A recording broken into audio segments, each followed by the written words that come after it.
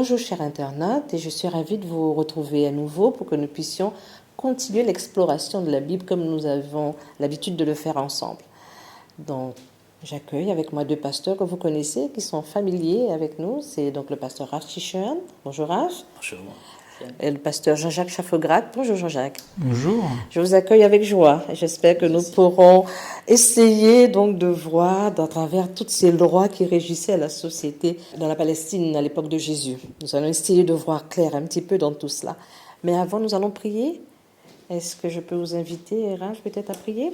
Éternel notre Dieu, nous voulons te remercier pour cette occasion que tu nous donnes de pouvoir analyser, voir cette leçon, que tu puisses nous éclairer par l'Esprit Saint et que ce temps puisse être fructueux au nom de Jésus. Amen.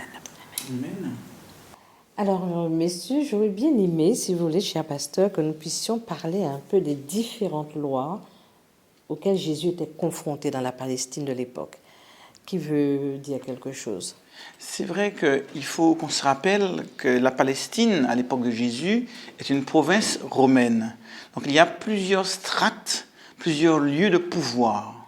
Le pouvoir central, c'est Rome, et qui, à partir de la capitale, eh bien, va avoir la même mise du point de vue politique, militaire et financier sur l'ensemble des provinces qui étaient soit impériales, soit sénatoriales.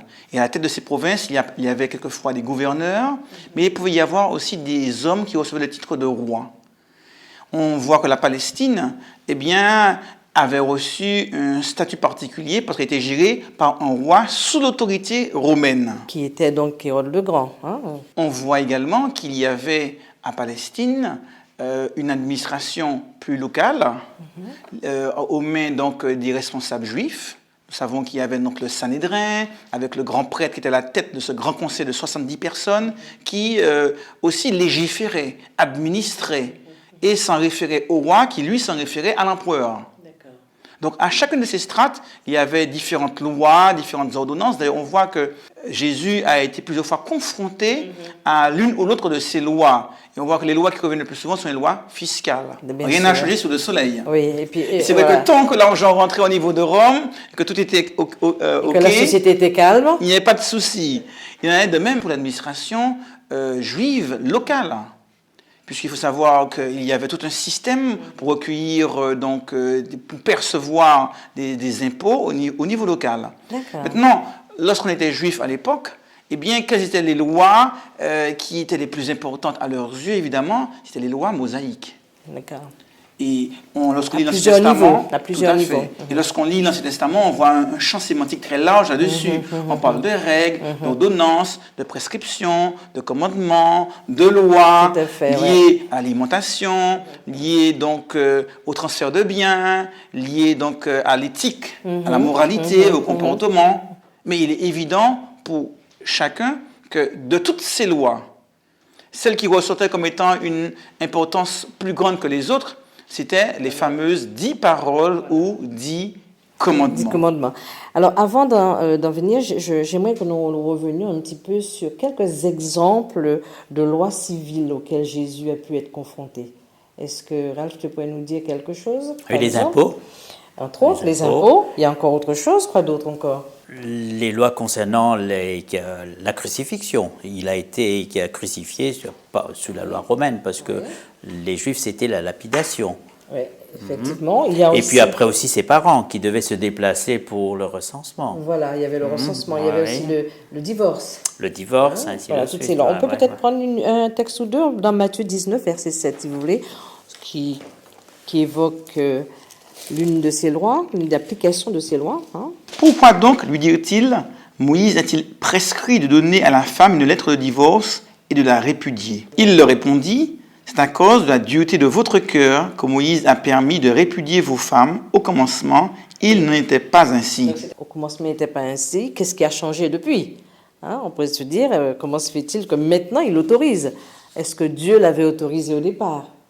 C'est l'une des questions qu'on pourrait se poser. Pour les Juifs, il y avait, en somme, quand Dieu, dans la tradition juive, quand Dieu avait donné les lois à Moïse, les 2 tables au Sinaï, il y a eu la loi écrite, Mais dans la tradition juive, cela était accompagné aussi d'une loi orale. Orale, tout à Et fait. puis, après, par la suite, d'après la tradition, Moïse a fait une transmission à Josué, Josué au Sanhédrin, et ainsi de suite, après au prophète.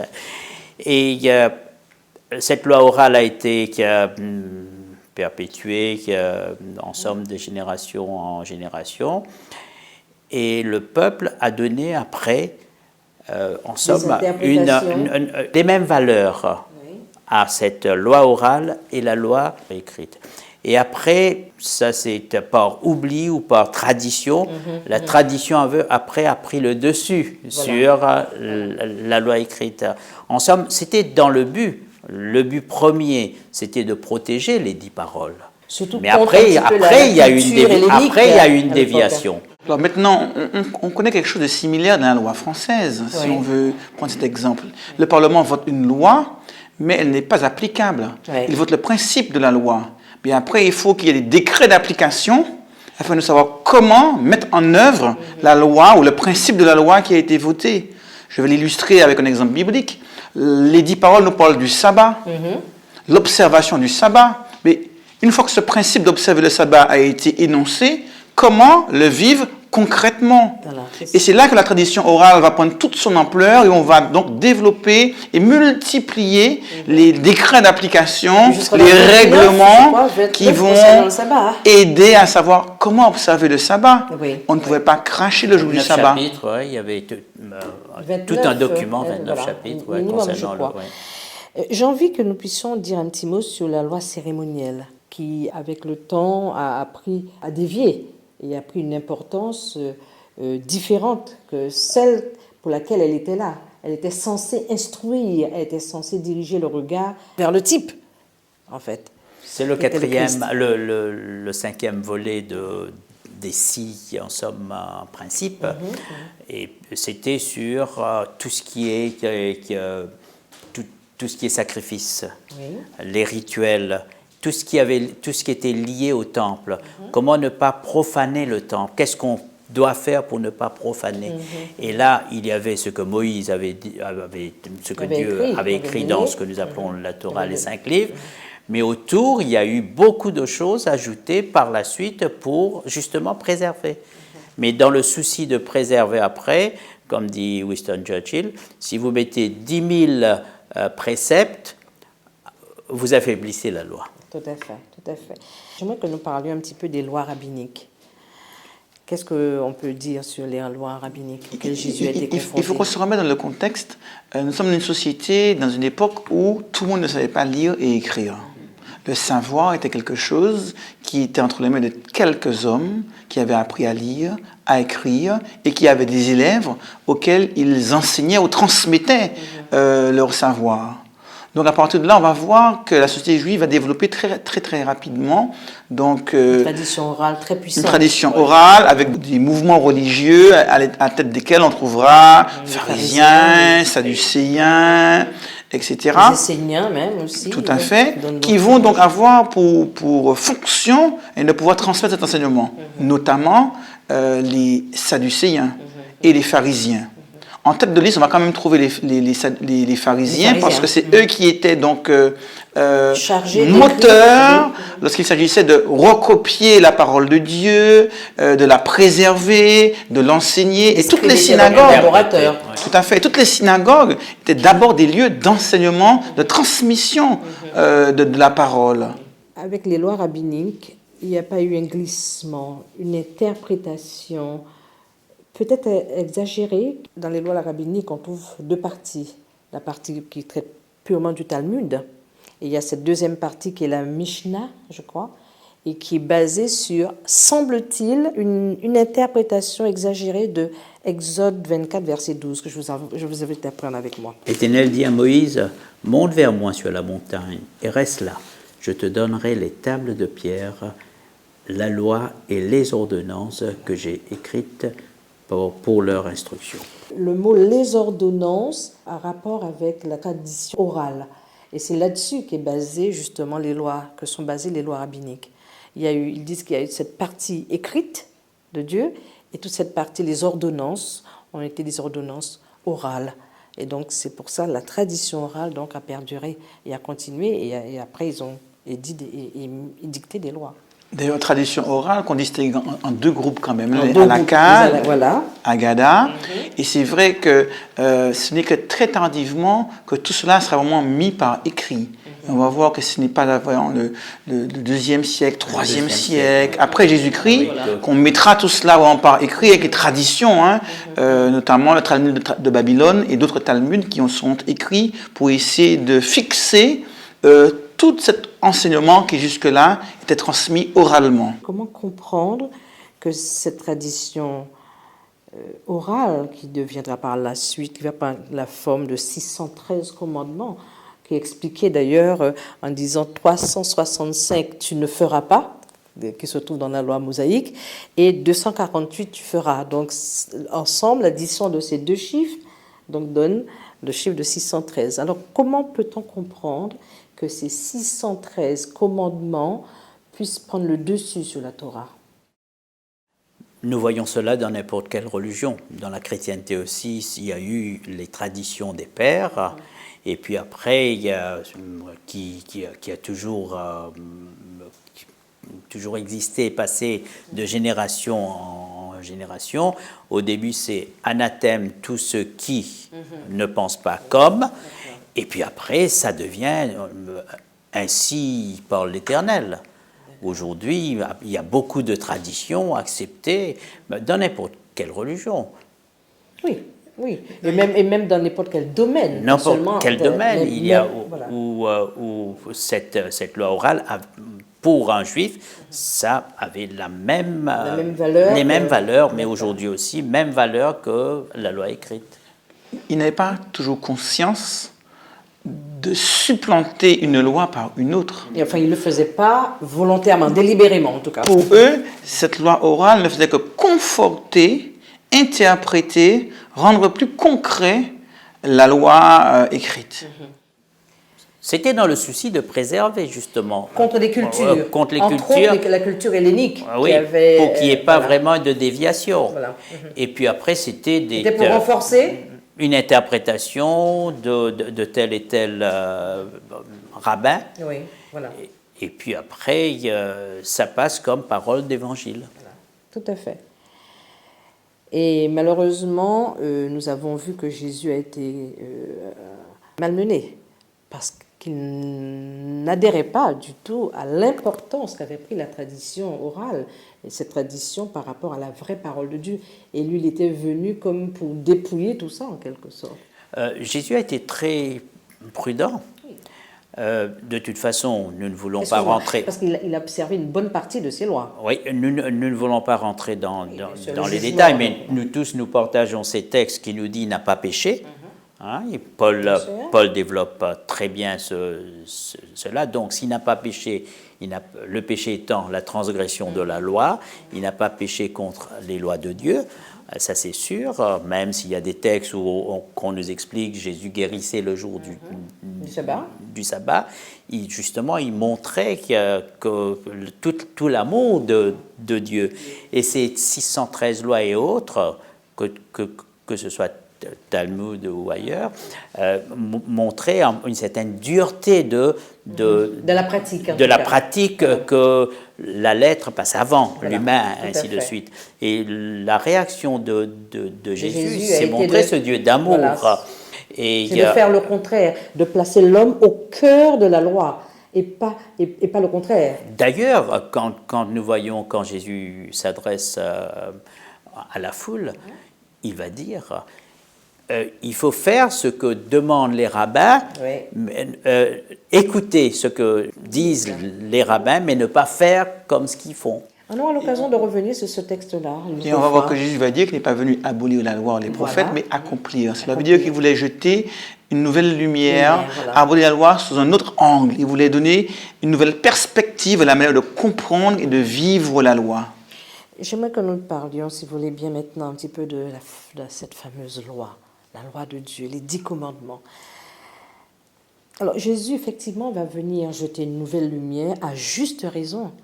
Parce que Dieu lui-même, lorsqu'il a donné donc cette loi, il y a eu tout un contexte magistral lorsqu'il a donné cette loi, pour bien montrer que c'était quelque chose de particulier. Est-ce que quelqu'un peut me parler un petit peu du contexte? Tout à fait, il y avait les éclairs, ainsi de suite, Oui, cette théophanie de Dieu grandiose. Mais après aussi, Dieu va donner comme consigne de placer les 10 paroles dans l'arche et les autres écrits de ce que nous appelons la Torah, les 5 livres, en dehors. Tout à fait. Là, il y a Il y a bien une cette distinction différence. qui est faite. Et puis, il ne faut pas aussi excuse-moi, faut pas oublier que Dieu avait demandé que le peuple se purifie pendant 3 jours. 2 jours, et le 3e jour, donc c'est très important. Il y a eu toute une mise en scène qui montre que ce qui va se passer, c'est le cœur même de Dieu. Hein, donc. Et c'est vrai que c'est le seul moment, la seule occasion où on dira que Dieu a écrit Voilà. de son propre doigt Ça a une signification. un anthropomorphisme volontaire. On parle du droit de Dieu qui va écrire sur les tables de la loi ces enseignements qu'il va transmettre au peuple d'Israël à travers Moïse. Les autres ont une dimension d'inspiration. Il va inspirer, mais là, lui-même, il va écrire. Voilà, il va écrire. Donc tout est fait pour montrer que là, on a des principes, des paroles qui ont une place particulière par rapport à tout le reste. Exactement. Quand Jean-Jacques avait cité le texte, et je ne suis pas venu pour abolir, mais pour accomplir, c'est le même texte grec, le même mot grec avec Jean-Baptiste Ouais. pour le baptême. Ouais. Laisse Tout à fait, faire, laisse faire. tu dois faire ce qui est convenable. Voilà, tout à fait. C'est le même Et texte. c'est ce que Jésus viendra faire quand il viendra. Alors, pour revenir un petit peu sur les 10 commandements, si vous voulez bien, j'aurais aimé que nous le lisions quand même. L'Exode 20, verset 3. Tu n'auras point d'autre Dieu devant ma face. Tu ne te feras point d'image taillée, ni de représentation quelconque des choses qui sont en haut dans les cieux, qui sont en bas sur la terre, et qui sont dans les eaux plus bas que terre. Tu ne te prosterneras point devant elles, et tu ne les serviras point. Car moi, l'Éternel, ton Dieu, je suis un Dieu jaloux, qui punit l'iniquité des pères sur les enfants jusqu'à la 3e et la 4e génération de ceux qui me haïssent, et qui fait miséricorde jusqu'à la 1000e génération de ceux qui m'aiment et qui gardent mes commandements. Tu ne prendras point le nom de l'Éternel, ton Dieu, en vain, car l'Éternel ne laissera point impuni celui qui prend son nom en vain. Souviens-toi du jour du repos pour le sanctifier. Tu travailleras 6 jours et tu feras tout ton ouvrage. Mais le 7e jour est le jour du repos de l'Éternel, ton Dieu. Tu ne feras aucun ouvrage, ni toi, ni ton fils, ni ta fille, ni ton serviteur, ni ta servante, ni ton bétail, ni l'étranger qui est entre tes portes. Car en 6 jours, l'Éternel a fait les cieux, la terre et la mer et tout ce qui est contenu. Et il s'est reposé le 7e jour. C'est pourquoi l'Éternel a béni le jour de repos et il l'a sanctifié. Honore ton père et ta mère afin que tes jours se prolongent dans le pays que l'Éternel, ton Dieu, te donne. Tu ne tueras point, tu ne commettras point d'adultère, tu ne déroberas point, tu ne porteras point de faux témoignages contre ton prochain, tu ne convoiteras point la maison de ton prochain, tu ne convoiteras point la femme de ton prochain, ni son serviteur, ni sa servante, ni son bœuf, ni son âne, ni aucune chose qui appartienne à ton prochain. 10 paroles très simples, on est d'accord, hein, la nature de ces 10 paroles. Voilà. Ouais. Facile à retenir et qui va directement au but. Dieu va donner deux tables. Est-ce qu'on peut dire un petit peu, qu'est-ce qu'on peut dire par rapport à ces 2 tables-là? C'est vrai qu'on voit qu'il y a toute une série de paroles qui gèrent la relation entre l'homme et Dieu, et une autre série qui gère la relation entre les hommes. Voilà. Donc la relation verticale d'une part, la relation horizontale d'autre part. Mais tout est autour de la manière dont j'entre en relation avec l'autre, que cet autre soit Dieu ou qu'il soit mon prochain. Quels sont les principes qu'elle propose? Tu en as parlé déjà d'un ou deux, mais il y a d'autres principes que propose la parole. Des principes de la souveraineté de Dieu. La souveraineté de Dieu et la valeur de l'autre, Voilà. l'être humain. Elle disait tout à l'heure, oui. Yeah. Et puis après aussi, principe de protection. Voilà, de protection. Il me semble qu'il y a de protection par rapport au bien de l'autre, par rapport à l'autre. Il y a quelque chose de très important. Quand je lis ces 10 paroles, je me fais une idée de ce Dieu Protecteur, aimant. Voilà, il est protecteur. Il ne m'oblige à rien dans ces 10 paroles, mais il me dit, c'est une proposition. J'ai l'impression qu'il me fait une proposition qui va gérer ma vie et qui m'emmène la liberté, quelque part, qui m'emmène une certaine liberté pour comprendre comment je dois gérer mes relations avec lui, comme tu disais, mes relations avec les autres. Il y a quand même un élément important qu'on n'a pas mentionné, c'est l'introduction. J'aimerais vous proposer de lire les versets 1 et 2. Oui.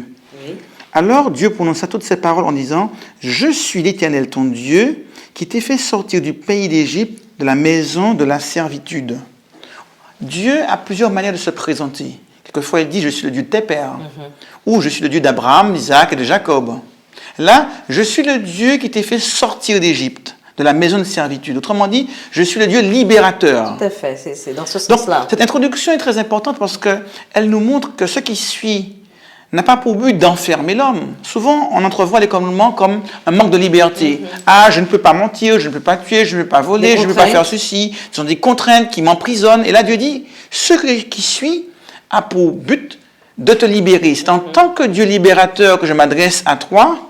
Et de ce fait, je veux maintenant prolonger cette libération.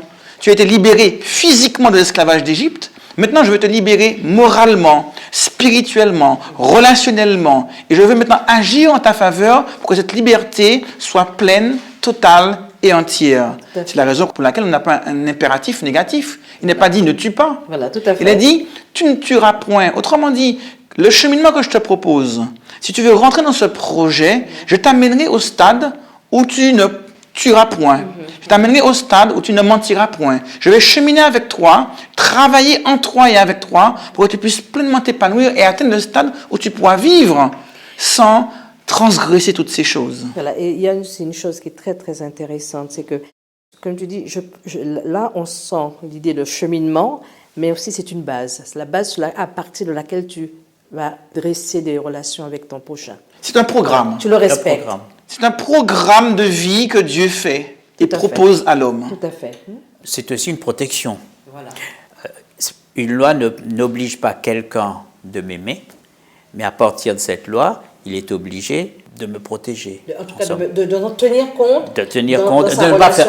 De sa relation avec moi, tout à fait. On commence seulement à parler des 10 commandements, mais j'aimerais que, si vous voulez, que nous terminions par 2 textes que je trouve magnifiques. Ecclésiaste 12, verset 15, et un deuxième dans le psaume 19, où David va s'exclamer sur la beauté de la parole de Dieu. Ecclésiaste 12, verset 15. Écoutons la fin du discours. Crains Dieu et observe ses commandements. Voilà. C'est là ce que doit tout homme. Voilà. Après avoir considéré toutes les choses de la vie, sa finalité, c'est que on est plus heureux en craignant Dieu, en tenant compte justement de ce qu'il nous propose, afin donc de vraiment connaître ce que c'est que la liberté et l'épanouissement personnel. Il est important aussi de noter, voilà ce que doit tout homme. Oui. Adam, en somme, humain, tout humain. Oui, tout humain. C'est pas le masculin ici, là, okay. C'est pas le mâle ou le mec, c'est tout homme. Tout homme. Et il est important aussi que le texte ne dit pas tout juif, parce qu'on a l'intention de dire parfois les lois concernent les juifs.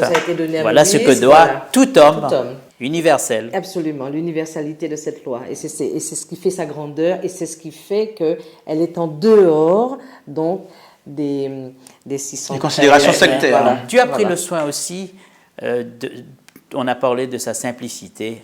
Oui. Pour un enfant ou un adulte, on peut facilement retenir. N'importe quel niveau, on peut, cette simplicité tout à fait. Et aussi cette profondeur. Alors j'ai envie de terminer par cette déclaration vraiment de David, psaume 19, le verset 8 et 9, je vais te laisser lire si tu veux bien. La loi de l'Éternel est parfaite, elle restaure l'âme. Le témoignage de l'Éternel est véritable, il rend sage l'ignorant. Les ordonnances de l'Éternel sont droites, elles réjouissent le cœur. Les commandements de l'Éternel sont purs, ils éclairent les yeux. En tout cas, ça va être le mot de la fin, et on a voulu vous laisser avec ce magnifique psaume de David, où il s'exclame sur la beauté de la loi de Dieu. J'espère que vous pourrez vous aussi l'intégrer et de connaître cette sérénité que des millions et des millions de femmes et d'hommes connaissent. Au revoir.